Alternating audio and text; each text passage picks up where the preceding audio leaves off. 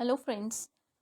Today we are going to study about the word complaint. So, कौन से section में complaint word का जिक्र किया हुआ है? complaint word आता है सेक्शन 2D में. इसको डिस्क्राइब किया गया है कि इस कोड में complaint word का मीनिंग क्या है. आप देख सकते हैं कंप्लेन का मतलब क्या. अब कंप्लेन तो हम अपने पेरेंट्स को भी करते रहते हैं. अपने भाई बहन की कोई लड़ाई हुई तो बहन ने जाके कर दी, भाई ने जाके कर दी. एक दूसरे की कंप्लेंट ही करते रहते हैं. या फिर किसी भी रिलेशनशिप को लेकर के किसी को कंप्लेंट इज़ जस्ट कि हम किसी के बारे में बता रहे हैं, उसके बारे में कुछ, उस जो भी चीज़ उसने करी है, जो भी चीज़ उसने गलत करी है, उसके बारे में किसी को इन्फॉर्मेशन दे रहे हैं. अपनी मम्मी पापा से कंप्लेन करते रहते हैं हम, या किसी भी अपने दोस्त से कंप्लेन कर रहे हैं. तो complaint is just about to tell something wrong which happened with you. ठीक है. तो अब इस कोड के अकॉर्डिंग कंप्लेंट को कैसे डिफाइन किया गया है वो हम पढ़ते हैं कि कंप्लेंट मीन्स एनी एलिगेशन, कोई भी तरह की एलिगेशन लगाना जो कि मेड ओरली और इन राइटिंग. ठीक है. विच इज़ मेड ओरली और in writing to a magistrate. अच्छा देखिए, कंप्लेंट जब भी कभी होगी ना वो सिर्फ और सिर्फ मजिस्ट्रेट को होगी. कंप्लेंट सिर्फ और सिर्फ मजिस्ट्रेट को कर सकते हैं हम. ओरली कर सकते हैं या फिर राइटिंग में. अब उनको हम क्या बता रहे हैं, किसी पे हम एलिगेशन लगा रहे हैं कि उसने, चाहे वो पर्सन हमारा नोन है या फिर अननोन है, उसने कमिट करा है जी एक ऑफेंस. ठीक है. अब इसमें ऑफेंस होना इज़ वेरी मच इम्पॉर्टेंट. अगर इस कंप्लेंट में हमने जस्ट एक ऐसे ही कुछ भी बोल दिया और उसमें कोई ऑफेंस हमें नहीं दिख रहा, ठीक है, कि उसको उसमें कोई ऑफेंस नहीं है, तो वो एज अ कंप्लेंट कंसिडर नहीं की जाएगी. कंप्लेंट कंसिडर करने के लिए वो एलिगेशन जो है वो एक ऑफेंस होना चाहिए. जो हम एलिगेशन लगा रहे हैं वो एक ऑफेंस होना चाहिए जो किसी पर्सन ने हमारे साथ में किया है, चाहे वो पर्सन नोन हो या फिर वो पर्सन अननोन हो. ओके. तो there should be an offence. Okay. अच्छा ठीक है.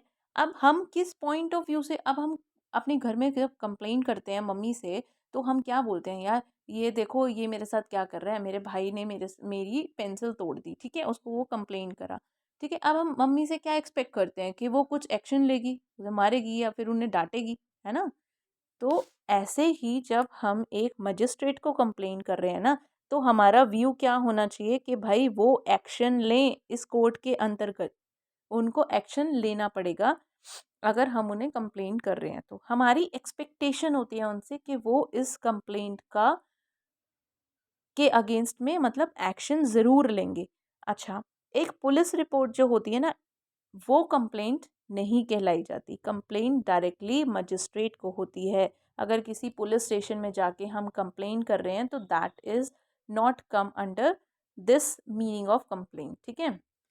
वो इसका मीनिंग नहीं है. वो उस ये कंप्लेंट वो कंप्लेंट होती है जो डायरेक्टली मजिस्ट्रेट को की जाती है. अब इसका एक्सप्लेनेशन पढ़ते हैं कि a report made by a police officer in case जो which discloses after investigation the commission of an non cognizable offence shall be deemed to be a complaint, and the police officer by whom such report is made shall be deemed to be a complainant. अब इस explanation का मतलब क्या है, कि इस explanation का मतलब सिंपल सिंपल सा ये है कि अब मान लीजिए पुलिस ऑफिसर है. ठीक है. पुलिस स्टेशन में कोई भागता भागता आया, अब उसने एक इन्फॉर्मेशन दी. अब पुलिस वालों को पहले तो लगा जी वो कॉग्निजेबल ऑफेंस है और उन्होंने फटाफट से उस पर एक्शन लिया. ठीक है. अब अब अब जब इन्वेस्टिगेशन हुई और ये पता चला, ये डिस्क्लोज हुआ कि जी वो जो कमीशन था ना, जो वो ऑफेंस कमिट हुआ ना, वो तो नॉन कॉग्निजेबल नेचर का था, वो कॉग्निजेबल ऑफेंस नहीं था. तो उसको माना जाएगा कंप्लेंट. उसको माना जाएगा कंप्लेंट. और जो पुलिस ऑफिसर है ना, जो वो रिपोर्ट बनाएगा, जो पुलिस ऑफिसर जो रिपोर्ट बनाएगा उसको माना जाएगा कंप्लेनेंट। जो पुलिस ऑफिसर आगे मजिस्ट्रेट को देगा ना, उसको माना जाएगा कंप्लेनेंट। इसमें पुलिस ऑफिसर को कंप्लेनेंट माना जाता है। अगर कोई भी इंफॉर्मेशन पुलिस ऑफिसर को मिली है, वो पहले तो ऐसा लग रहा है कि वो कॉग्निजेबल ऑफेंस है, लेकिन आफ्टर इन्वेस्टिगेशन ये डिस्क्लोज होता है कि it is not a cognizable offence, it is a non cognizable offence, तो it shall be deemed to be a complaint. उसको आगे फॉरवर्ड कर देंगे और जो पुलिस ऑफिसर उसको फॉरवर्ड करेगा उसको कंप्लेनेंट कहा जाएगा। ठीक है, तो ये बहुत ही मतलब इस सेंस में हमने कंप्लेंट को पढ़ा, जिस सेंस में इसमें इस कोड के अंदर में आता है कंप्लेंट का मीनिंग। ठीक है, अब इसके काफ़ी सारे सेक्शंस हैं जो कंप्लेंट, जो प्रोसीजर, जो सीधा डायरेक्टली मजिस्ट्रेट को जो कंप्लेंट जाती है ना, उसका प्रोसीजर बताता है। ठीक है, वो पढ़ते हैं अब। अच्छा फ्रेंड्स, उससे पहले ना हम इसको एक बार इसके असेंशियल्स देख लेते हैं कि कंप्लेंट के लिए क्या क्या असेंशियल्स हैं। तो कंप्लेंट के लिए ना एक एलिगेशन होना बहुत ज़रूरी है। ठीक है, एलिगेशन चाहे वो ओरल हो या फिर वो राइटिंग में हो, और उसके अंदर में ना स्टेटमेंट ऑफ फैक्ट होने चाहिए जो उस ऑफेंस को कॉन्स्टिट्यूट कर रहे हैं, मतलब बता रहे हैं, उस ऑफेंस को एक्सप्लेन कर रहे हैं, वो फैक्ट्स होने चाहिए। ठीक है, पहली चीज़ तो कि एलिगेशन होना बहुत ज़रूरी है और वो कॉन्स्टिट्यूट कर रहे हो उस ऑफेंस को। ठीक है, अब second thing what is important कि कोई पर्सन, चाहे वो नोन हो या फिर वो अननोन हो, चाहे वो नोन हो चाहे वो अननोन हो, उसने वो ऑफेंस किया हो। ठीक है, और ज़रूरी नहीं है कि इस कंप्लेंट में आप पूरा वो लॉ बताने लग जाओ, जी इस सेक्शन में ये है तो इसलिए हम ये कंप्लेन कर रहे हैं। नहीं, आपको सिर्फ उसमें फैक्ट पता होने चाहिए कि हाँ ये मेरा ऑफेंस है, इसके ये फैक्ट्स होते हैं। ये जो जो चीज़ें हुई हैं ना वो इम्पोर्टेंट है बतानी, कोई लॉ बताना इम्पोर्टेंट नहीं है इसमें। ठीक है, स्टैट्यूट नहीं बता रहे हो आप उसका कि क्या होना चाहिए क्या नहीं होना चाहिए, आप वो बता रहे हो जो ऑफेंस आपके साथ में हुआ है। ठीक है, और अगर आपने रॉन्ग सेक्शन मेंशन भी कर दिया ना, तो वो उस कंप्लेंट के करेक्टर को विशिएट नहीं करेगा। उस पे अगर कोई डिसीजन आया भी है या फिर उस पे आगे एक्शन लिया जा रहा है, तो वो प्रोसीडिंग को नहीं, मतलब उस करेक्टर, वो कंप्लेंट के करेक्टर को विशिएट नहीं करेगा, वो कंप्लेंट ही माना जाएगा। अगर उसमें मान लीजिए प्रोसीडिंग, सॉरी गलती से निकल गया, मतलब इसमें अगर आप, मतलब सपोज कीजिए कि एक रिटन में कंप्लेंट आई है, ठीक है, और उसमें मान लीजिए कि हमने कोई सेक्शन मेंशन कर दिया है लेकिन वो रॉन्ग सेक्शन है, तो इसका मतलब ये नहीं कि वो कंप्लेंट नहीं मानी जाएगी, तो वो कंप्लेंट ही मानी जाएगी, उसके करेक्टर को विशिएट नहीं करेगा। और थर्ड थिंग क्या इम्पोर्टेंट है कि कंप्लेंट हमेशा हमेशा मजिस्ट्रेट को की जाती है, ना कि पुलिस ऑफिसर को। अगर वो पुलिस ऑफिसर को करी जा रही है तो वो कंप्लेंट नहीं मानी जाएगी। ठीक है, जो इन्फॉर्मेशन पुलिस ऑफिसर को भेजी जाती है वो कंप्लेंट नहीं मानी जाती, सिर्फ और सिर्फ मजिस्ट्रेट को देनी चाहिए वो। ठीक है, वही मानी जाती है। और हम ये ज़रूर इसमें हम एक्सपेक्ट करते हैं कि हम इस पर्पस से वो कंप्लेन करते हैं कि इस व्यू से वो कंप्लेन करते हैं कि magistrate should take an action under the code, के वो इस, अगर तो ये कंप्लेन करी जा रही है ना इस इंटेंशन से कि ठीक है जी हमने बस मजिस्ट्रेट को बताना था, हमने बता दिया, हमारी इंटेंशन नहीं है वो आगे उसको कंसिडरेशन में लेंगे कि नहीं लेंगे, उस पर वो एक्शन लेंगे कि नहीं, तो that will not consider as complaint. Okay, तो उसके लिए हमारी इंटेंशन भी क्लियर होनी चाहिए कि हम मजिस्ट्रेट से जो है वो एक्सपेक्ट कर रहे हैं कि वो अपना एक्शन लें। ठीक है, तो और ये कंप्लेंट में देखिए ये नेसेसरी नहीं है कि जो अग्रीव्ड पार्टी है ना, जिसके साथ में वो चीज़ हुई है, जो ऑफेंस हुआ है, जिसके साथ में सिर्फ वो ही कंप्लेन कर सकती है, it is not at all necessary. So कोई भी पर्सन जिसको नॉलेज है कि हाँ एक ऑफेंस कमिट हुआ है, तो वो भी मतलब कंप्लेंट कर सकता है।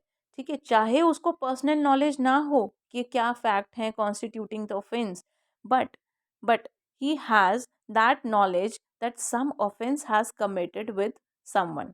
ठीक है, और क्योंकि देखिए कंप्लेंट का तो बहुत ही वाइड मीनिंग है, तो कोई पर्टिकुलर फॉर्म तो प्रिस्क्राइब्ड कर ही नहीं हुई कंप्लेंट करने की, है ना, कि कंप्लेंट इस तरह से होनी चाहिए, ये चीज़ें होनी चाहिए उसमें, ऐसा तो कुछ भी नहीं है। ठीक है।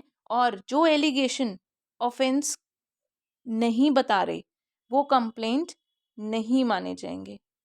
ओके, ये बहुत इंपॉर्टेंट है इसमें। तो अब हम देखते हैं कि कंप्लेंट आगे, अब जो कंप्लेंट टू मजिस्ट्रेट होता है ना, उसका आगे क्या प्रोसीजर रहता है। ठीक है, मजिस्ट्रेट जो है वो उसको कैसे कंसिडरेशन में लेते हैं जब उनके पास कोई कंप्लेंट पहुंचती है तो। ठीक है, तो सबसे पहले कंप्लेंट टू मजिस्ट्रेट जो है ना वो सेक्शन 200 में है। कौन से सेक्शन में है? सेक्शन 200 में है, जिसमें अब देखिए, अब एक complaint I, a magistrate taking cognizance of an offence on complaint.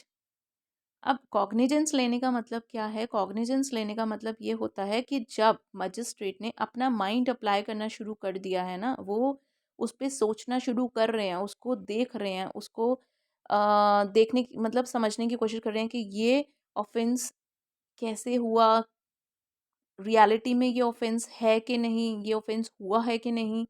तो ये सब चीज़ें जब वो कंसिडरेशन में लेते हैं magistrate, that means taking cognizance. ठीक है। अब a magistrate taking cognizance of an offence on complaint, complaint जो आई है, ठीक है, उस पे जब वो कॉग्निजेंस लेते हैं, अब वो क्या करेंगे? Shall, this is the mandatory thing, कि उनको shall examine upon oath the complainant and witnesses present. अब जितने भी जो भी कंप्लेनेंट है और इसके विटनेसेस प्रेजेंट है ना, उनको एग्जामिन करेंगे ऑन ओथ, उनको कसम दिलाई जाएगी। ठीक है, if any, and the substance of such examination shall be reduced to writing। और जो भी वो एग्जामिनेशन होगा ना उसको रिड्यूस करा जाएगा, राइटिंग में लिखा जाएगा उसको, और shall be signed by the complainant and the witnesses. उन सबको साइन कराना इंपॉर्टेंट है, किससे? कंप्लेनेंट से और विटनेसेस से, and also by the magistrate, और मजिस्ट्रेट भी उनको साइन करेंगे, प्रोवाइडेड दैट। अब ये प्रोवाइजो क्या कहता है देखते हैं। अब ये प्रोवाइजो कहता है when the complaint is made in writing, जब भी complaint writing में मेड होती है, the magistrate need not examine the complainant and witnesses। ये एक एक्सेप्शन है जी। क्या एक्सेप्शन है? कि जो जब एक कंप्लेंट आई ना, तो वो कब एग्जामिन नहीं हो सकती, वो कब एग्जामिन नहीं हो सकती, ये देखने के लिए देखिए प्रोवाइजो पढ़ते हैं, इसमें ये एक्सेप्शंस हैं, इसमें ये एक्सेप्शंस हैं ए और बी, कि कब कब मजिस्ट्रेट को एग्जामिन करने की ज़रूरत नहीं पड़ेगी किसी भी कंप्लेनेंट या विटनेसेस को। कब नहीं पड़ेगी? अगर कोई पब्लिक सर्वेंट है, ठीक है, वो एक्ट कर रहा है और उस एक्ट के चलते मतलब वो अपनी ऑफिशियल ड्यूटीज़ कर रहा है, ठीक है, उस केस में कंप्लेनेंट को जो है एग्जामिन करने की ज़रूरत नहीं पड़ेगी। और अगर वो कोर्ट ने कोई कंप्लेंट डाली हुई है, ठीक है, कोर्ट ने किसी के अगेंस्ट में कुछ चीज़ ऐसी कोर्ट को लगी, तो वो एग्जामिन करने की तो ज़रूरत है ही नहीं। ठीक है, if the magistrate makes over the case for inquiry और ट्रायल टू अनदर मजिस्ट्रेट। अब एक मजिस्ट्रेट जो है ना वो दूसरे मजिस्ट्रेट को, कोई सबऑर्डिनेट मजिस्ट्रेट को हैंडिंग ओवर कर रहा है वो कंप्लेंट, तो उस केस में भी ज़रूरत नहीं है, वो होता है अंडर सेक्शन 192 में। Provided further that if the magistrate make over the case to another magistrate under section 192 after examining the complainant and the witnesses, the later magistrate need not re-examine them। अगर तो देखिए आप एक magistrate है, ठीक है, उन्होंने सबको एग्जामिन कर लिया, कंप्लेनेंट को ऑलरेडी एग्जामिन कर चुके हैं, विटनेसेस को एग्जामिन कर चुके हैं अपॉन ओथ पे एग्जामिन होते हैं, ठीक है, कर चुके हैं, वो सब कुछ हो चुका है ये वाला प्रोसीजर। तो अब उन्होंने ट्रांसफ़र कर दिया अंडर सेक्शन 192 किसी और मजिस्ट्रेट को। तो अब वो जो दूसरा मजिस्ट्रेट है ना वो दोबारा से उसको एग्जामिन नहीं करेगा। ठीक है, the magistrate need not to re examine them, उनको री एग्जामिन नहीं करेगा। ठीक है, तो वो एग्जामिनेशन वैलिड माना जाएगा। इसका आगे का जो 201 सेक्शन है, 200 के बाद 201 जो है उसमें प्रोसीजर दिया है, magistrate not competent to take cognizance of the case. अब कोई मजिस्ट्रेट है, ठीक है, उनके पास ये कंप्लेंट चली गई लेकिन वो कॉम्पिटेंट ही नहीं है उस पर कॉग्निजेंस लेने को, तो उसके बारे में जो है प्रोविजंस हैं उसके बाद 202 बोलता है postponement of issue of process. अब इशू ऑफ प्रोसेस का मतलब वो कंप्लेंट में जो आगे का प्रोसेस है, अगर है कुछ भी एक सस्पेक्ट है किसी चीज़ का, तो उसको हम पोस्टपोन कर सकते हैं मजिस्ट्रेट अंडर सेक्शन 202, उसके प्रोविजंस हैं। और 203 बताता है डिसमिसल ऑफ कंप्लेंट, कंप्लेंट कब डिसमिसल हो सकती है, किन केसेस में हो सकती है। ठीक है। और 204 में है इशू ऑफ प्रोसेस, कब वो कंप्लेंट को कंसिडरेशन में ले करके आगे उस पर फिर समन भेजे जाते हैं। वारंट केस में वारंट मतलब उस वो आगे की प्रोसीडिंग कैसे चलेगी वो 204 में है। तो ये 200, 201, 202, 203 is related with complaint to magistrate and issue of process, वो सबके लिए है फिर वो। ठीक है। तो ये जो बाकी के सेक्शंस हैं 202, 203, 204, ये मैं एक्सप्लेन करूँगी अपनी दूसरी वीडियो में।